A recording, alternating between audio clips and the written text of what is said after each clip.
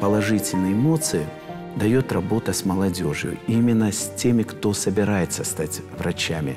Потому что от них ты получаешь энергию. Вместе с молодежью ты всегда ощущаешь какую-то перспективу. И молодость подзаряжает нас вот оптимизмом. Поэтому те, кто работает с молодежью, это счастливые люди. Это самое интересное, что вообще, наверное, существует в человеческой деятельности. Учитывая возросшую роль наставника и педагога в быстро меняющемся мире, 2023 год объявлен годом педагога и наставника. Миссия года – признание особого статуса преподавателя вуза и школьного учителя, повышение престижа этих уникальных профессий вне времени, моды и географии. Настоящий учитель формирует в нас основы мировоззрения. Вопросы наставничества – это всегда обращение к будущему, считает ректор Северо-Осетинской государственной медицинской академии, почетный работник высшего профессионального образования Российской Федерации, доктор медицинских наук Олег Валерьевич Ремезов. Наставник, в моем понимании, должен обладать суммой знаний, притом большим опытом, иметь человеческие качества и проявлять большой интерес к молодежи и чувствовать ответственность перед молодежью. Вот это наставник. Знания, опыт, интерес и ответственность. Олег Валерьевич Ремезов, ректор Северо-Осетинской медицинской академии, доктор медицинских наук, заведующий кафедрой ЮНЕСКО «Образование в области здоровья для устойчивого развития». Является научным координатором образовательного медицинского кластера «Северо-Кавказский», членом редсовета, редколлегий журналов «Эндокринная хирургия», «Аккредитация в образовании», «Экологическая медицина», главный врач Юга России, ежеквартального информационного бюллетеня «НОМК Северо-Кавказский», автором и соавтором более 200 публикаций, включая методические рекомендации и пособия для врачей, студентов, ординаторов и аспирантов, учебников и авторских свидетельств, 22 глав в монографиях, национальных руководствах. Основные научные исследования Олега Ремезова на протяжении более чем 20 лет связаны с ФБГУ «Эндокринологический научный центр», почетный работник высшего профессионального образования Российской Федерации, заслуженный работник здравоохранения Республики Северная Осетия-Алания. Конечно, основной лейтмотив тех, кто идет в медицину, должно быть умение облегчить страдания пациента и от этого получить радость и ощущение того, что жизнь твоя состоялась именно на благо других людей. Это становится ясно в процессе учебы. Вот так же, как, наверное, можно поступить в литературный институт имени Горького, закончить, знать, что Пушкин, допустим, предпочитал ямб и так далее, а 2 строк не напишешь. Так же, как Пушкин или другой известный поэт. То же самое в медицине. Вроде бы ты обучаешься, вроде бы читаешь те же самые учебники, что и другие твои сокурсники, но не факт, что ты сможешь состояться как врач. И составляющих очень много. Конечно же, обязательно должно быть стремление. Стремление такое, что ты готов по существу всего несколько часов в день спать, отвести на сон. Остальное только учеба. До 2, может быть, до 3 часов ночи. Особенно, когда что-то неясно. С другой стороны, должна быть воля. Огромная воля, уверенность в себе, вера. Потому что бывают ошибки. И как вот упасть и снова встать, и как продолжить это движение, и как смириться с тем, что что-то у тебя не получилось, где-то ты опоздал, где-то ты неправильно оценил ситуацию.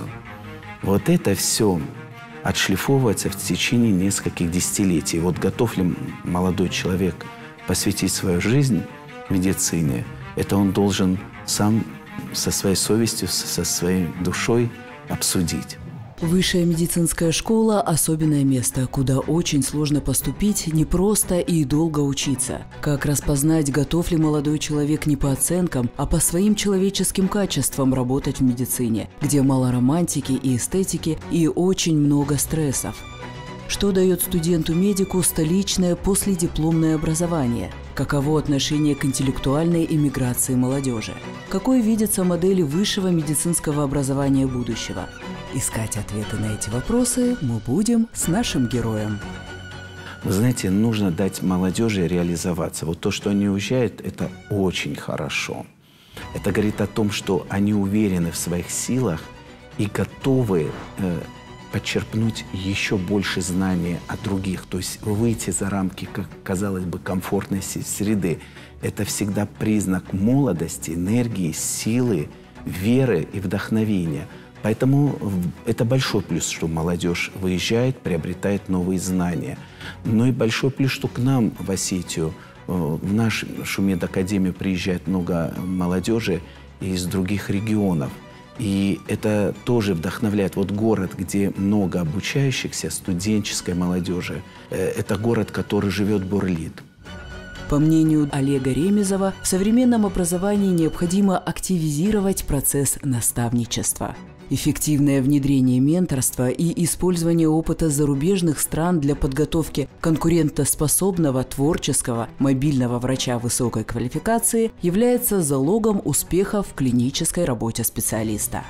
Для того, чтобы состояться врачом, нужно иметь не одного, несколько учителей, наставников, менторов, советчиков. И на каждом этапе свой наставник бывает. Большое влияние на каждого студента оказывает кафедра нормальной физиологии, которую возглавляет несколько десятилетий. Это династия врачей, династия ученых, семья Прониных Бринов, в частности, Вадим Борисович Брин. И очень приятно, что эта династия продолжает жить, и внучка нашего заведующего кафедры Вадима Борисовича Брина сейчас является сотрудником, ученым Королевского колледжа в Лондоне. То есть вот такой уровень высокий, и защитила там диссертацию.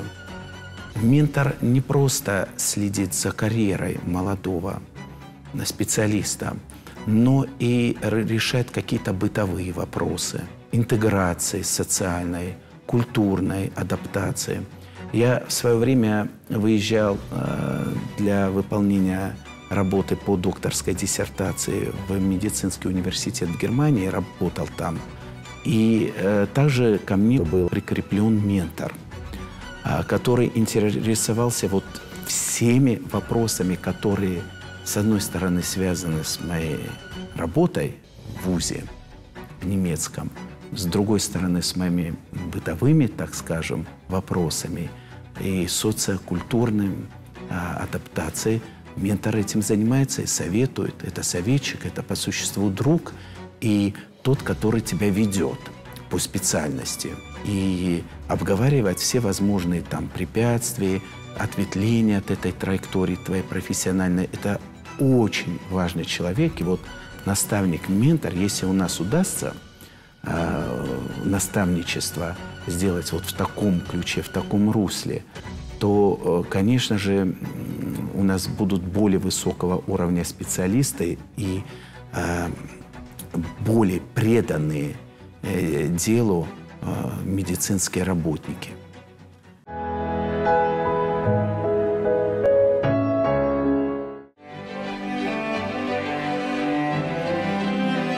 Очень важно, что в вузах трудились гуманисты и просветители.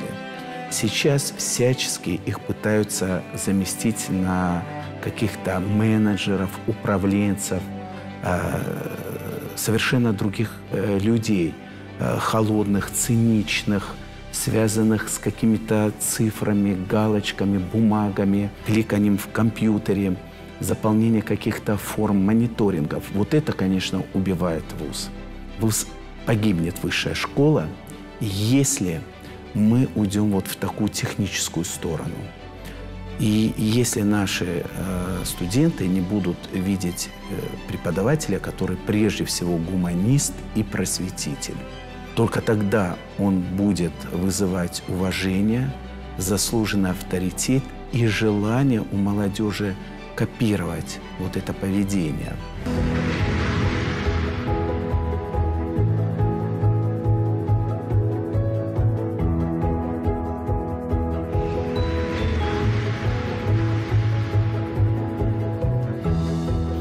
С моей точки зрения, самая большая ценность не только нашего города, но и Академии – наличие вот таких архитектурных памятников культурного наследия.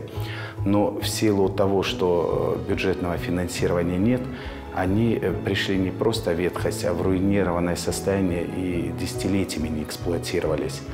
И силами вот Академии мы восстанавливаем здание за зданием, для того, чтобы сохранить атмосферу, дух тех, кто в свое время создавал этот комплекс, тот, кто обучался там, память.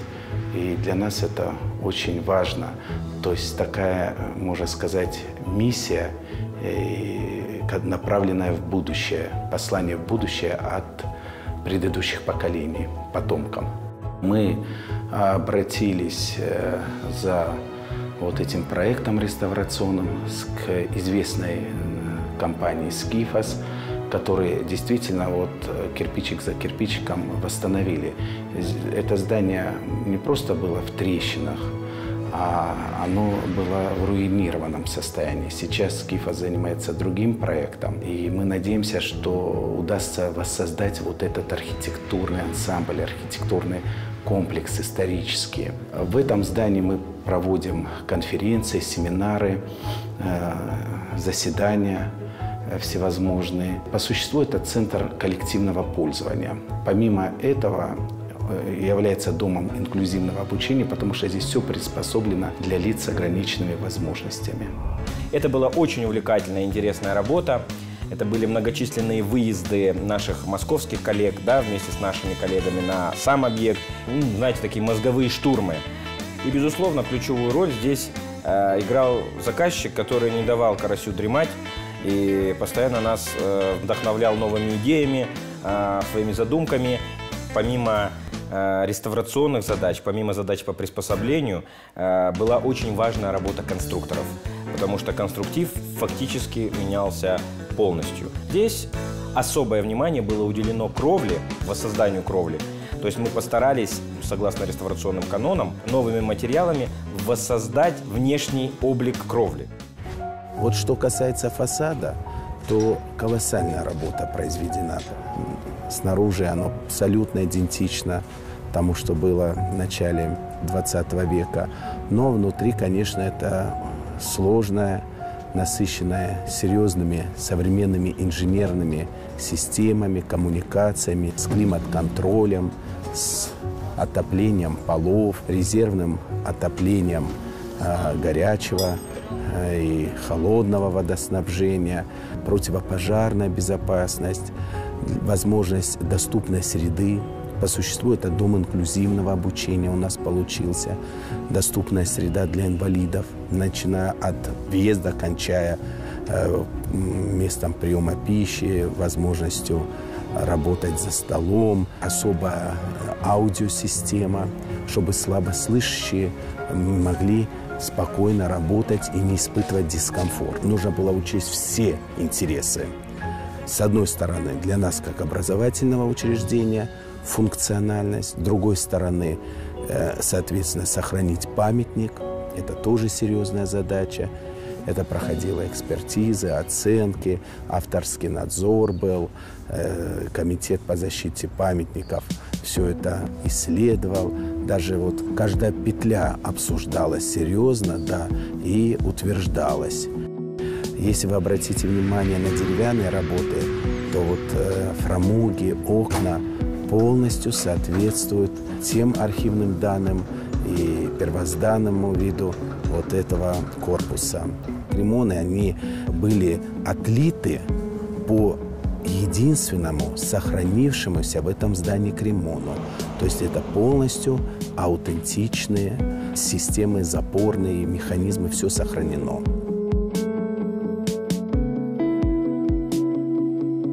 Может, вы даже обратите внимание на табличку на здании.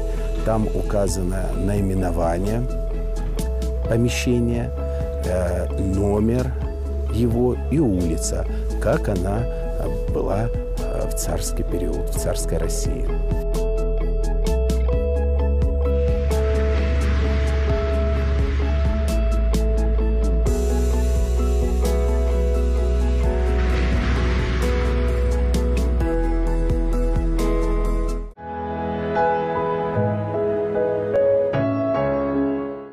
Северо-Осетинская медицинская академия имеет богатую историю, обладает высоким образовательным потенциалом. Под руководством доктора медицинских наук, профессора Олега Валерьевича Ремезова, успешно продолжающего дело своих предшественников на посту ректора СОГМА, работают его заместители и соратники. Люди науки – безусловная элита общества, а молодые в науке – лучший коммуникативный двигатель Осетии.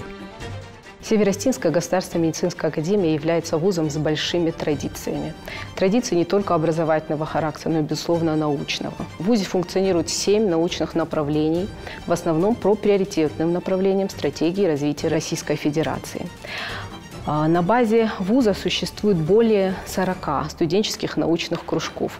Функционирует совет молодых ученых. Безусловно, очень важна преемственность клинико-экспериментальных работ вуза, посвященным также приоритетным направлениям науки и технологий Российской Федерации, таким как онкология, кардиология, сердечно-сосудистая патология, помимо кардиологии самой, и множество других, педиатрия. Все эти исследования проводятся в том числе и на базе современно оснащенного вивария, который был совершенно недавно отремонтирован, соответствует всем необходимым требованиям для данного подразделения. Кроме того, для выполнения научных исследований существует Центральная научно-исследовательская лаборатория, материально-техническое оснащение которой позволяет проводить исследования как сотрудникам, так и обучающимся. Теоретические знания, они безусловно важны, без них далеко не уедешь, но если твои руки не натренированы, и ты не знаешь, как действовать в той или иной ситуации, то, к сожалению, это может закончиться не совсем хорошо. Поэтому студентам, особенно кто только начинает свой путь, я бы посоветовал в первую очередь заниматься как теорией, но и никогда не забывать о практике. Надо всегда посещать ночные дежурства, ходить с докторами, найти себе своих наставников. Я могу сказать, что мне повезло, потому что я сейчас имею возможность обучаться и работать вместе с лучшими специалистами в урологии в нашей республике, что для меня является большой удачей. В 2021 году с отличием окончил медицинскую академию. Поступил в ординатуру по специальности анестезиология и реанимация. Данная специальность является самой актуальной, самой востребованной во всей России. В настоящий момент работаю врачом, анестезиологом, реаниматологом. Благодаря своей работе получаю достаточное количество опыта и практики от своих старших коллег. Северо-Осетинская госмедакадемия славится своим специалитетом, базовым образованием. И тут есть чем гордиться коллективу. И это объясняет то, что к нам едут не только из регионов, окружающих нас, Российской Федерации, но и в настоящее время студенты из 30 стран. Вот это страны, которые развиваются, которые развитые страны, включая Израиль, Германию, Грецию, Белоруссию, Канаду, США. Для многих будущих врачей Северо-Осетинская медакадемия очень комфортна для получения вот этих базовых образований. И мы гордимся, что вот в этом году были по каждому округу определены по одному лучшему вузу. Мы стали лучшим вузом в Северокавказском федеральном округе среди 22 вузов СКФО. Также мы входим в другие рейтинги, в топ-50 «Твой ход» и в топ-100, в клуб 100 лучших вузов России, который проводила РИА, агентство «Россия». Для нас это все очень интересно и вдохновляет. Студенты к нам приезжают таким образом не только из Осетии. Конечно же, возникает вопрос, а происходит ли это за счет того, что местные выпускники имеют меньше возможностей поступить в вуз. Нет. Почему нет? Потому что 75% мест, они целевые именно закреплены за регионом. А если даже нет возможности на бюджетной основе поступить, то могут реализовать образовательную программу на договорной основе. И действительно в вузе очень отработано базовое образование. Но по некоторым специальностям, которые связаны с послевузовской подготовкой, конечно же, нужно получить там, где развиты эти направления. Например, сердечно-сосудистая хирургия. Конечно, лучше в институте сердечно-сосудистой хирургии Бакулева, имени Бакулева, там получить, так как там концентрируются пациенты, концентрируются все технологические цепочки, и есть возможность в полной мере вот именно овладеть и вникнуть в эту специальность. И это же необходимо делать в рамках академической мобильности. Это признание любым вузом того факта, что полностью сформироваться как специалист на одном месте, в одном вузе, в одном университете невозможно. Поэтому бакалавриат в одном вузе проходит, магистратура в другом, fellowship, PhD, там кандидатская в третьем месте. Это везде, во всем мире. Поэтому кто-то заканчивает вуз в другом месте в России, приезжает к нам в ординатуру, в аспирантуру, то есть что-то они получают. Либо здесь, если ты получил базовое образование, конечно, чтобы не замкнуться, нужно обязательно проявить вот эту мобильность и продолжить получать образование в другом академическом заведении. Тема моего диссертационного исследования звучит как «Обоснование применения дентальной имплантации у пациентов с хронической сердечной недостаточностью разных функциональных классов». В рамках этого исследования мы своим научным руководителем, доктором медицинских наук Ремезовой Анной Александровной, стремимся обосновать применение дентальной имплантации, внутрикостной имплантации у пациентов с развивающейся ишемической болезнью сердца, которая является остовом этого симптома, как хроническая сердечная недостаточность. В чем основная загвоздка этого заболевания в том, что патология, связанная с сердечной недостаточностью в рамках нашей республики, и смертность от болезней сердечно-сосудистой системы занимает ведущее место после онкологической патологии. И, соответственно, понимать механизмы и возможности проведения восстановительных операций, связанных с устранением дефектов полости рта, конечно, является архиважным в рамках стоматологических компетентных услуг пациентам, с которыми мы сотрудничаем. Хочется также выразить огромную благодарность ректору нашей академии Ремезову Олегу Валерьевичу за его просто колоссальный вклад в помощь развитию науки в рамках академии, потому как каждому человеку, который задействован в научной деятельности, доподлинно известно, что без поддержки, без авторитетного плеча делать какую-то научную деятельность достаточно доказательную, актуальную невозможно.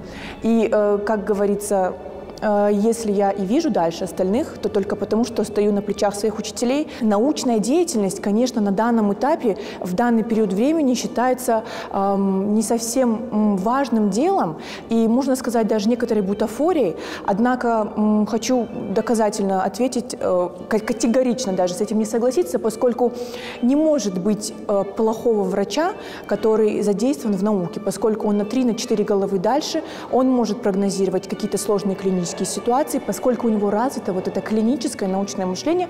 И мы всячески, конечно, призываем всех ребят, у которых есть желание заниматься наукой, но нет возможностей, связанных с незнанием этих фундаментальных основ, стремиться к этому. Мы, конечно, всячески с этим поможем. В нашей академии практически каждый студент имеет возможность участвовать в студенческом научном обществе, имеет возможность посещать десятки научных кружков при каждой кафедре. Мы имеем свой научный кружок. И участвовать, делать первые шаги научной своей работы. И все это завершается у нас обычно большим фестивалем, итоговой студенческой научной конференции. Она продолжается несколько дней. И обычно к нам приезжают еще и участвуют в ней из 45 других вузов, 40, 45, 50 других вузов представляют свои работы. Северо-Осетинская государственная медицинская академия всячески поддерживает молодых ученых в их начинаниях. Я закончила очную аспирантуру в прошлом году. В настоящий момент представила диссертационную работу в диссертационный совет.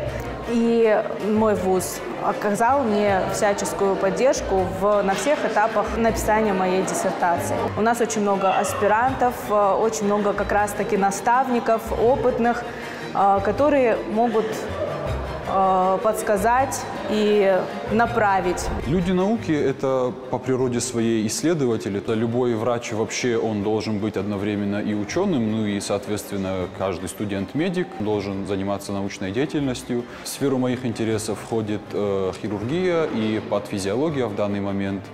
Я пишу 2 научные работы. Это по перфоративным язвам желудка и 12-перстной кишки. И вторая – это изучение функций почек в условиях гипо- и гипертиреоза. Это работа на крысах. Это пока что фундаментальное исследование, то есть непосредственно практического применения оно пока что не имеет, но будем надеяться, что в будущем когда-то кому-то другому, а может быть и нам самим, результаты этого исследования уже пригодятся в практической медицине. Медицина сильно развивается и трансформируется. Сейчас невозможно себе представить медика без знания IT-технологий.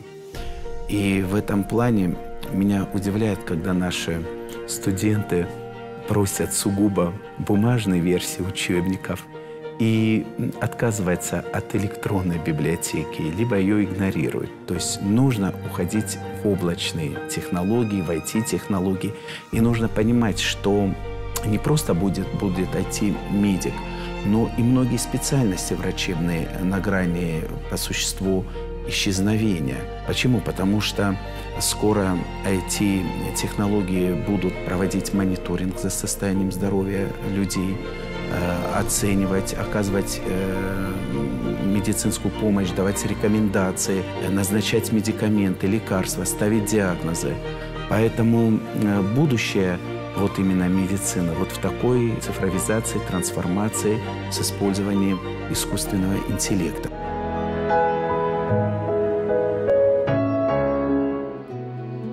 Если бы меня спросили, за что чувствую неловкость или неудобство перед коллегами, перед преподавателями, это то, что зарплаты врачей и преподавателей недостаточно высокие. Вот это, конечно, большая ноша и вызывает неудовлетворение у меня, как у управленца, как у руководителя, потому что деньги не все решают. Но мне нравится мысль Александра Сергеевича Пушкина, который в свое время сказал, что никто не может меня упрекнуть в сребролюбии, но деньги, они дают свободу. Это говорил Александр Сергеевич. А каждому человеку нужна свобода. И если он ограничен материально, то вот этой свободы по существу нет. Поэтому я бы хотел, чтобы все сотрудники вуза и будущие врачи прежде всего были бы свободными людьми. Только свободный человек, окрыленный, может иметь достижения. А когда вокруг много таких людей, то всем становится легче. Что пожелать молодежи? Это, конечно же, усердие, амбициозность, безусловно, амбициозность. И сохранить в себе уважение ко всем старшим, с которыми они имели дело, либо будут иметь. Вот уважение к старшим открывает все двери, и решаются любые вопросы. Не всегда деньги, не всегда блат, знакомства. Прежде всего, уважение. Если человек, к которому вы обращаетесь с просьбой, или вы что-то от него хотите получить, чувствует к себе уважение как к личности, всегда он пойдет к вам навстречу, и любые двери можно открыть. Все известные люди имеют свою неповторимую историю успеха. Успех – это то, что не приходит легко, ведь молодому человеку часто приходится преодолевать препятствия, чтобы добиться цели. Тем не менее, труд и старания дают результат. Для того, чтобы состояться в специальности, в профессии, в последнюю очередь нужно думать о деньгах, о денежной компенсации, денежном вознаграждении, зарплате. Нужно думать и ценить каждого пациента, каждое общение с коллегами. Вот это самая высокая ценность. И если ты придаешь этому наибольшее значение, общению с пациентами, общению со своими коллегами, со своими учителями, наставниками, тогда, в принципе, ты трудностей не замечаешь. Ни бытовых, ни каких-то либо других материальных. И всегда нужно помнить, что если ты состоишься в специальности, то у тебя все приложится к этому. Круг общения, круг пациентов, которые за тобой будут следовать и, так скажем, условно говоря, станут твоими болельщиками, коллеги, среди которых ты получишь признание, в том числе и материальное вознаграждение. Оно обязательно настигнет любого профессионала. Поэтому основное – это воля и желание стать специалистом. Вот это основное все-таки. Наставник – это еще и неповторимое видение жизни. Это так важно – посмотреть на мир глазами духовного человека. Для меня красивый человек – это прежде всего умный человек. Счастье человека в самореализации. Мне кажется, одним из самых важных навыков для современного человека – это добропорядочность, умение любить, уважать и ценить. Знаете, может быть, Фрейд на самом деле был прав. Если тебя что-то сильно ранит, с другой стороны, тебя также будет и вдохновлять. Вдохновлять для того, чтобы изменить, поменять. Поэтому невроз – это стимул. Современный студент – это прежде всего человек, который хочет помочь окружающим. Врач будущего – это тот, кто имеет фундаментальные базисные знания, которые накопило человечество предыдущие несколько тысячелетий, плюс IT-технологии, цифровизация и искусственный интеллект.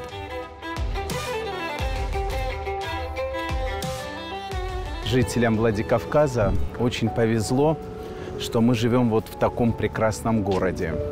Вот сколько не было командировок у меня за рубеж, в Африку, в Европу, в Америку, на восток, но такого города не видел. Особенно проспект. Вот проспект, не знаю даже, с чем его сравнить.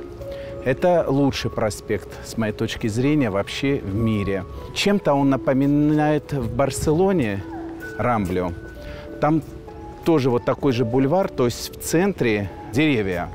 Но именно вот в плане того, чтобы пешеходная зона была, не давила архитектура, такого вообще сложно представить где-либо. Кирпичная кладка, потрясающий кирпич барона Штейнгеля в основном здесь. То, что было построено в эпоху сталинского ампира, тоже вписывается уникально. Даже вот эти здания, которые представляют из себя советский конструктивизм, они вписываются и украшают вот наш проспект. Отдельно бы я отметил вот здание, которое всегда восхищает Павла Шмидта. Это зодчий Владикавказа, все его знают. Он поменял блестящую карьеру в Зимнем дворце в Петербурге. При дворе поменял на вот работу в нашем городе. Кстати, здания, исторические здания нашего института тоже архитектора Павла Шмидта. Поэтому мы полностью вот как бы созвучны нашему городу, его душе, его, как говорится, вот биению сердца и особенностям таким. Всегда задаю вопрос самому себе, ну почему именно здесь такая красота и такая гармония? Не могу найти ответ. Наверное, все-таки жители города откладывают вот этот потрясающий отпечаток. Если спросите, где в России лучшее место для жизни, я опять бы сказал город Владикавказ. Ни с чем не сопоставимо, поэтому я не понимаю тех, кто сюда один раз приезжает и не возвращается повторно. Вот понять не могу. Нам повезло, мы счастливые люди.